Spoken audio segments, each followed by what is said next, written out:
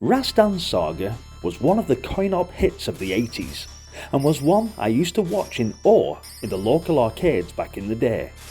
The only strange thing that happened when they decided to convert it to the Commodore 64 was lose the Saga out of its title. Programmer John Megan explains that it's to do with the different versions of the game that have been released around the world. The game is called Rastan Saga in the USA and includes a feature where bats are released to administer a speedy death if the warrior hangs around too long. The Ocean version is licensed from the Japanese manufacturer Taito Original and does not punish you with bats if you dilly-dally. It's no pushover though, and there are bats aplenty in certain caves and caverns. If you have not tried this game in the arcades, let me describe it to you. Imagine the sword-wielding scraps in Palace's Barbarian. Throw in a chunk of platform puzzles and a large measure of action, collecting and using various weapons and planning your route. The game is an accurate conversion of the coin-op, in that it is divided up into 6 levels, each of these levels being in 2 parts and of a progressively difficult standard. Like all warrior games, there is a story which tells of evil doings and superheroes, kicking the butt of various enemy nasties and restoring peace and tranquility to a once troubled land. You play the part of Rastan, who is a warrior king type character, and must confront the evil wizard Karg, who has unleashed hordes of monsters on the land. When you finally come face to face with Karg, he assumes the appearance of a dragon. Level 1 starts you off on a nice and easy flat rocky terrain, where you can see the enemies edging slowly towards you from afar, allowing plenty of time to swing your sword out and waste them before they can get too close. This does not last for long, as you soon find you have to climb up ropes, swing across caverns and hop from ledge to ledge if you are to get the fireball sword, hidden somewhere in the level. Ah, there it is. Things get harder in the forests of level 2, where you are likely to make your first encounter with some of the even tougher enemies. Prominent amongst these is the Winged Man, who attacks when you are attempting to cross a river by hopping from raft to raft as the water bobs up and down. As with all the levels, there is a second stage set in the Palace of Karg, which must be completed before the next level loads in.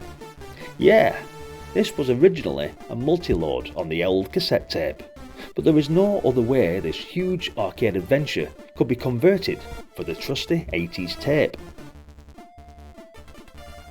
Disc versions would have loaded the various levels automatically. Now we can play these games with the comfort of our smaller downloadable files. Unbelievably now really, how I can download a whole catalogue of Commodore games onto my desktop in under 5 minutes. If only we knew then what we know now. The Commodore 64 probably owes me a few weeks of life in loading times. If you get to level 3, you will have noticed the similarity of the levels in terms of layout. This is entirely consistent with the original coin-op, but nonetheless introduces an element of repetitiveness that spoils Rastan slightly. Level 4 is where you start to wonder if you are ever going to complete the game. The nasties are ganging up and attacking in waves. Larger, tougher baddies come at you, like the Gigas and Chimeras.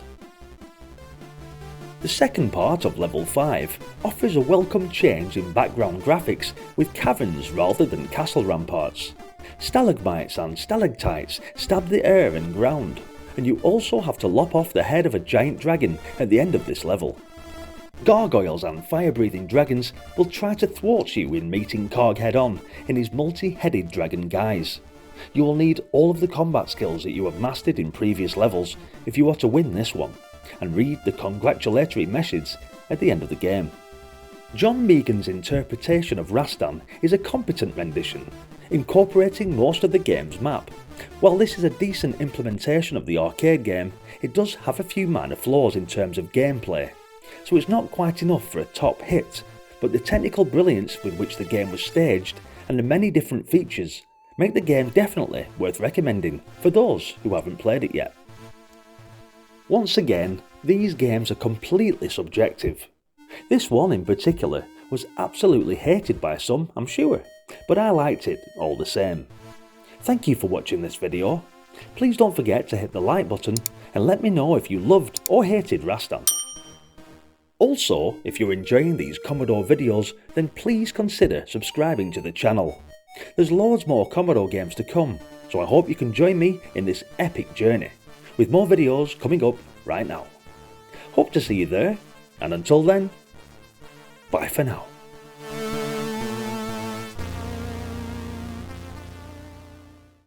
Thanks so much for supporting me on Patreon, guys.